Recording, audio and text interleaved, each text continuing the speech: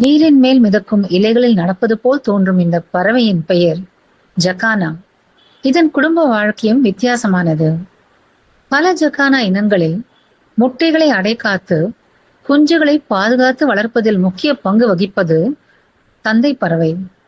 குஞ்சுகள் வெளிவந்ததும் அவை தந்தையை பின்தொடர்ந்து நீர் தாவரங்களின் மீது நடக்கத் தொடங்குகின்றன. ஆனால் ஆபத்து வந்தால் தந்தை ஒரு எச்சரிக்கை அழைப்பை கொடுக்கிறான்.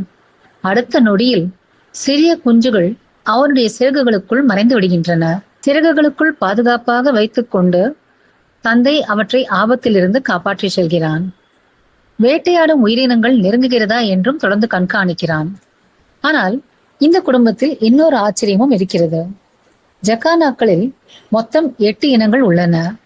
பல இனங்களில் பெண் பறவை ஆண் பறவையை விட பெரியது. அவள் ஒரு ஆணுடன் முட்டைகளை இடுகிறாள். அந்த ஆண் அவற்றை அடைகாத்து குஞ்சுகளை வளர்க்கத் தொடங்குகிறான். பெண் பறவையோ அடுத்த துணையை தேடிச் செல்லக்கூடும். சில இனங்களில் தந்தை ஜக்கானா குஞ்சுகளை பராமரிக்கும் வேளையில் தாய் ஜக்கானா குஞ்சுகளுக்கு ஆபத்து வந்தால் பாதுகாப்பில் துணை நிற்கிறது. இயற்கையில் தாயும் தந்தையும் செய்யும் பணிகள் எப்பொழுதும் நாம் எதிர்பார்ப்பது போல் இருக்க வேண்டியதில்லை. ஜக்கானா உலகில் அப்பாவின் சிறகுகளே குழந்தைகளின் பாதுகாப்பான உலகமாக மாறுகின்றன.